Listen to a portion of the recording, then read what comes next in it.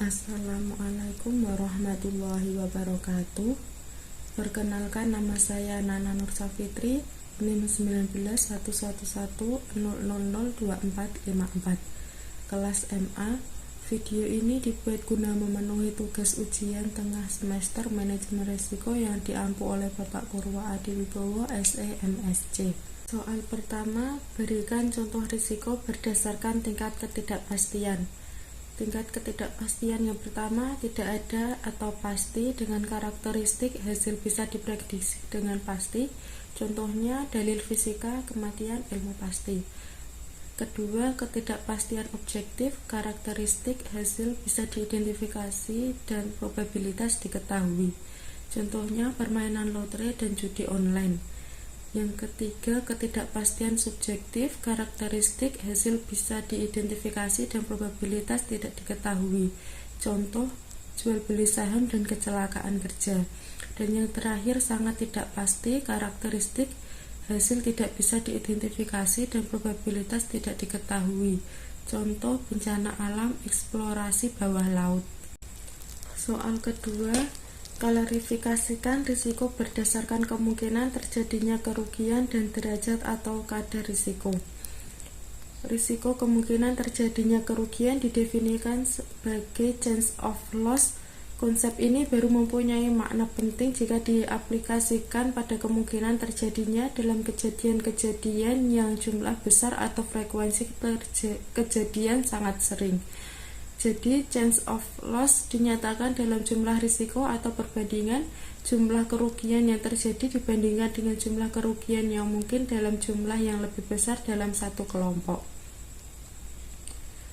Derajat atau kadar risiko merupakan variasi relatif antara kerugian aktual dengan kerugian yang diharapkan. Kadar risiko adalah kisaran penyimpangan dari kerugian rata-rata atau kerugian yang diharapkan yang ditaksir menggunakan kemungkinan risiko. Soal yang ketiga yaitu jelaskan secara singkat proses atau tahapan manajemen risiko. Menurut buku manajemen risiko yang diciptakan oleh Mamdouh M. Hanafi edisi ketiga, proses manajemen risiko dibagi ke dalam 3 tahap, yaitu identifikasi risiko, evaluasi dan pengukuran risiko, dan pengelolaan risiko. Yang pertama, identifikasi risiko. Dilakukan untuk mengidentifikasi risiko-risiko apa saja yang dihadapi oleh suatu organisasi. Banyak risiko yang dihadapi oleh suatu organisasi, mulai dari risiko penyelewangan oleh karyawan, risiko kejatuhan meteor atau komet, dan lainnya. Ada beberapa teknik untuk mengidentifikasi risiko, misal dengan menelusuri sumber risiko sampai terjadinya peristiwa yang tidak diinginkan. Pada beberapa situasi, risiko yang dihadapi oleh perusahaan cukup standar. Setiap bisnis akan menghadapi risiko yang berbeda-beda.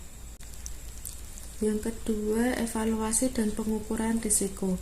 Tujuannya adalah untuk memahami karakteristik risiko dengan lebih baik. Jika kita memperoleh pemahaman yang lebih baik, maka risiko akan lebih mudah dikendalikan. Evaluasi yang lebih sistematis dilakukan untuk mengukur risiko tersebut. Ada beberapa teknik untuk mengukur risiko tergantung jenis risiko tersebut. Untuk risiko lain, evaluasi dan pengukuran yang berbeda bisa dilakukan. Contohnya, risiko perubahan tingkat bunga bisa diukur dengan teknik duration atau durasi. Bab mengenai risiko tingkat bunga membicarakan pengukuran semacam itu. Risiko pasar bisa dievaluasi dengan menggunakan teknik VAR atau value at risk. Pemahaman kita terhadap beberapa risiko sudah cukup baik sehingga teknik pengukuran risiko tersebut sudah berkembang. Sementara pemahaman kita terhadap risiko lain belum begitu baik sehingga teknik pengukuran risiko tersebut belum begitu berkembang. Yang terakhir, melakukan pengelolaan risiko. Risiko harus dikelola. Jika organisasi gagal mengelola risiko, maka konsekuensi yang diterima bisa cukup serius. Misal kerugian yang besar, risiko bisa dikelola dengan berbagai cara, seperti penghindaran, ditahan atau retention, diversifikasi, atau ditransfer ke pihak lainnya. Erat kaitannya dengan manajemen risiko adalah pengendalian risiko atau risk control dan pendanaan risiko atau risk fencing. Soal yang keempat adalah asuransi merupakan cara yang paling tepat untuk mentransfer atau mengalihkan risiko. Berikan penjelasan singkat risiko apa saja yang bisa ditanggung perusahaan asuransi. Berikan contohnya. Yang pertama, risiko murni atau pure risk. Risiko asuransi murni adalah risiko yang bila terjadi pasti menimbulkan kerugian dan apabila tidak terjadi, maka tidak akan menimbulkan kerugian maupun tidak akan menimbulkan keuntungan. Contohnya kebakaran, kecelakaan, bangkrut, dan lain sebagainya. Yang kedua, risiko spekulatif atau spekulatif risk. Risiko spekulatif adalah risiko yang memiliki dua kemungkinan bila peristiwa yang dihadapi risiko itu benar-benar terjadi, berbanding terbalik dengan risiko murni. Contohnya saat berinvestasi saham di bursa efek. Proses investasi itu akan menimbulkan risiko spekulatif, yakni ada kemungkinan untung secara finansial dan di lain sisi ada risiko kerugian. Yang ketiga, ada risiko khusus atau partikular risk. Risiko selanjutnya ada risiko khusus yang dampak maupun penyebabnya hanya mempengaruhi lingkungan lokal atau pribadi baik secara kualitas maupun kuantitas. Contoh pengangguran ataupun seorang pencuri. Saat seorang mencuri, risiko yang ditimbulkan hanya mempengaruhi individu itu. Yang keempat adalah risiko fundamental atau fundamental risk. Bisa menimbulkan dampak yang sangat luas. Terdapat faktor atau pihak tertentu yang menyebabkan risiko ini seperti kebijakan pemerintah, bencana alam, dan lain sebagainya. Contoh bencana alam yang tentu saja akan memberikan dampak kerugian finansial hingga jiwa pada masyarakat luas. Yang kelima, risiko individu atau individual risk. Risiko individu merupakan berbagai macam kemungkinan yang terjadi dalam kehidupan sehari-hari dan bisa mempengaruhi kapasitas finansial seseorang, harta kekayaannya, maupun risiko tanggung jawab. Individualis terbagi menjadi beberapa kelompok seperti personal risk, property risk, dan liability risk. Personal risk kerap dikaitkan dengan pengaruh suatu hal atau kemungkinan-kemungkinan yang secara langsung bisa berdampak pada keadaan finansial seseorang. Contohnya, risiko asuransi pribadi adalah kehilangan pekerjaan, cacat fisik, meninggal dunia, dan lain sebagainya. Yang keenam, risiko harta atau property risk. Risiko harta berkaitan dengan kepemilikan suatu benda akibat pencurian, kehilangan, ataupun kerusakan. Risiko harta memiliki dua jenis, yakni kerugian secara langsung atau direct loss dan kerugian tak langsung konsekuensial. Contohnya, kebakaran yang merusak harta benda di dalamnya atau bisa juga pencurian kendaraan pribadi. Yang ketujuh, risiko tanggung gugat atau liability risk. Risiko tanggung gugat muncul jika pengadilan memutuskan kita sebagai pihak tertanggung yang harus membayar ganti rugi kepada pihak lain. Simpelnya, risiko ini membuatmu menanggung kerugian orang lain akibat ulah atau hal yang kamu lakukan. Contohnya, dalam peristiwa kecelakaan, saat kamu menabrak orang lain, inilah yang disebut dengan risiko tanggung gugat atau liability risk. Soal yang kelima, berikan contoh analisis sekuen risiko mulai dari sumber risiko sampai kemudian munculnya kerugian karena risiko tersebut. Sumber risiko, lampu lalu lintas mati, faktor risiko atau kondisi yang menaikkan kemungkinan kerugian, tenaga listrik ke lampu lalu lintas bermasalah. Eksposur terhadap risiko, pengendara tidak saling mengalah sehingga angka kecelakaan naik. Peril kejadian yang mengakibatkan kerugian yaitu kecelakaan sehingga mengakibatkan kerugian. Analisis sekuen risiko tersebut yaitu Bagian di atas menunjukkan bahwa pertama ada sumber risiko, yaitu lampu lalu lintas mati. Lampu lalu lintas mati bisa menyebabkan pengendara yang tidak saling mengalah sehingga terjadi angka kecelakaan naik. Faktor risiko yang menjadi katalis yaitu mempercepat kemungkinan munculnya kejadian yang tidak diinginkan. Dalam contoh di atas, faktor risiko tersebut adalah lampu lalu lintas mati karena tenaga listrik bermasalah. Situasi tersebut akan meningkatkan kemungkinan terjadinya pengendara yang tidak saling mengalah sehingga terjadi angka kecelakaan naik. Dengan kata lain, pengendara tersebut menghadapi eksposur terhadap risiko kecelakaan. Kemudian terjadi kejadian yang tidak diinginkan, yaitu kecelakaan. Kita bisa melakukan pencegahan munculnya kejadian yang tidak diinginkan dengan fokus pada sekuen yang terjadi. Misalnya, pihak lampu lalu lintas bisa mengecek tenaga listrik yang tersambung ke lampu lalu lintas, dan jika terjadi lampu lalu lintas mati, pihak tersebut harus segera memperbaiki. Soal yang keenam adalah berikan contoh produk asuransi kerusakan properti yang ditawarkan oleh perusahaan asuransi. Yang pertama, asuransi properti Sinarmas.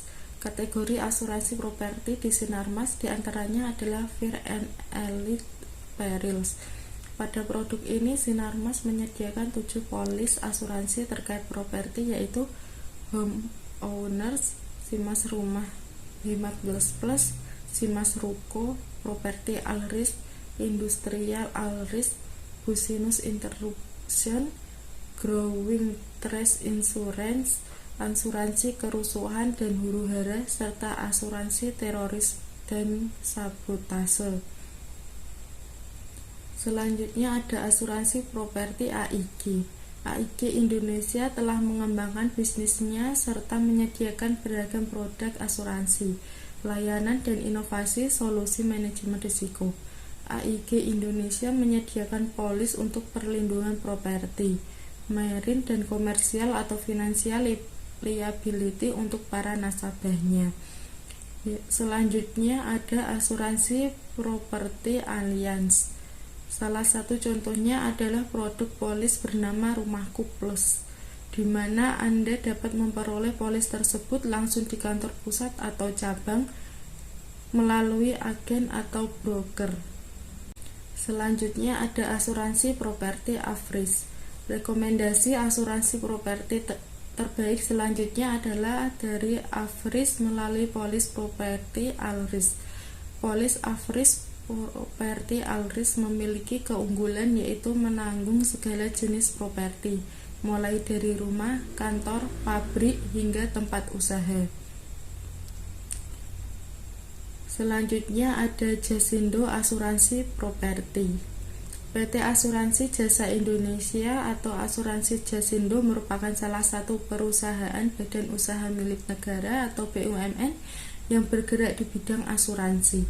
Asuransi kebakaran yang dimiliki Asuransi Jasindo memberikan jaminan kerugian atau kerusakan pada harta benda dan atau kepentingan yang dipertanggungjawabkan yang secara langsung disebabkan oleh kebakaran, tersambar petir, ledakan, asap, hingga kejatuhan pesawat terbang.